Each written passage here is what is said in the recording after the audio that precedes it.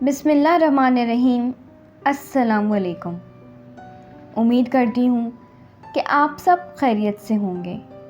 میری دعا ہے اللہ تعالیٰ آپ کو ہر پریشانی غم سے دور رکھے، خوش اور آباد رہیں، آمین۔ حقیقی کہانی میں ایک بار پھر خوش آمدید۔ آپ سب سے درخواست ہے کہ ہمارے چینل کو لازمی سبسکرائب کر دیجئے، اور اگر ہماری کہانی اچھی لگی ہو تو اسے لازمی شیئر اور لائک کر دیجئے۔ تو آج کی کہانی ہمیں بھیجی ہے موسیٰ صاحب نے پاپوش نگر سے۔ موسیٰ صاحب بتاتے ہیں کہ یہ واقعہ تقریباً کراچی والوں کو لازمی معلوم ہوگا۔ جب یہ واقعہ رونما ہوا تھا تو جنگل کی آگ کی طرح یہ ہر طرف پھیل گیا تھا۔ آج سے تقریباً کچھ سال پہلے کا یہ واقعہ ہے کہ پاپوش میں پاپوش نامی قبرستان ہے۔ یہ قبرستان کافی بڑا اور پرانا ہے۔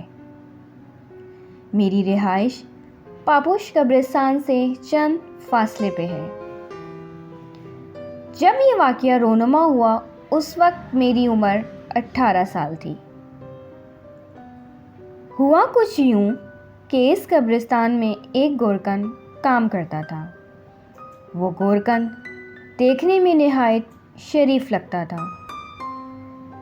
اس گورکن کی نہایت فحش اور خراب حرکت یہ تھی کہ وہ عورتوں کی قبروں کی بے حرمتی کرتا تھا، ان کی کھدائی کر کے ان سے نازیبا حرکات کرتا تھا۔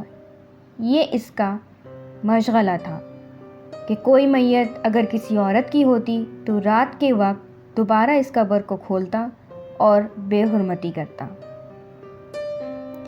یہ بات اس کے قریبی ساتھیوں کو بھی پتہ نہ تھی، یا شاید پتہ تھی، لیکن کوئی مانتا نہیں تھا۔ ایک دن پھر کسی عورت کا جنازہ آیا۔ اتفاق سے اسی آدمی نے وہ قبر تیار کی۔ جب اس نے پتہ کروایا کہ یہ عورت کی قبر ہے تو وہ وہاں سے کچھ دیر کے لیے غائب ہو گیا۔ جب رات ہوئی تو وہاں کا جائزہ لینے دوبارہ آیا۔ ارد گرد اس نے نظر دوڑائی تو وہاں کوئی موجود نہ تھا۔ یہ دیکھ کر وہ کچھ دیر کے لیے وہاں بیٹھ گیا۔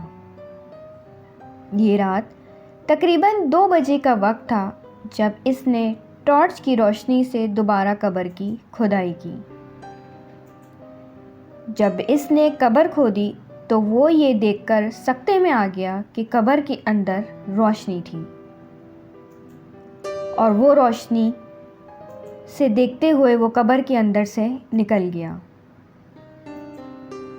اور ایسا بھاگا کہ اسے لگا کہ اس کا پاؤں کسی نے روکے رکھا ہو، اور وہ چاک کر بھی نکل نہیں پا رہا تھا اور وہ گر گیا۔ جیسے تیسے وہ قبر کے اندر سے باہر آیا تو پسینے سے شرابور ہو رہا تھا۔ اس کے قدم بھاری ہو گئے تھے۔ اس سے نہ چلا جا رہا تھا نہ بیٹھا جا رہا تھا۔ جیسے تیسے اس نے قبر کے اوپر مٹی ڈالی اور وہ وہیں بے ہوش ہو گیا۔ جب ہوش آیا تو لوگ اسے ہسپتال لے کر آئے ہوئے تھے۔ اس نے ساری بات اپنے ساتھی کو بتائی اور اس کے ساتھی نے پولیس کو اطلاع دی اور ساری کہانی بتائی۔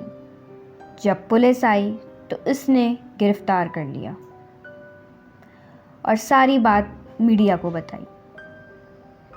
پولیس والوں نے اس کو خوب مارا تو اس لڑکے نے سارا واقعہ شیئر کیا اور ساتھ ساتھ اس نے توبہ کی۔ اس کی آنکھیں لال ہو رہی تھیں۔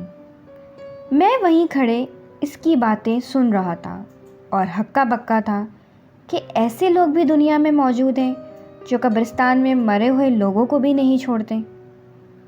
میرا دل کر رہا تھا کہ میں اس کو جان سے مار دوں۔ وہاں سارے لوگ غصے میں کھڑے اس کو مارنے کے لیے تلے ہوئے تھے، لیکن پھر پولیس اس کو پکڑ کر لے گئی۔ لیکن یہ واقعہ میرے ذہن میں نقش ہو گیا۔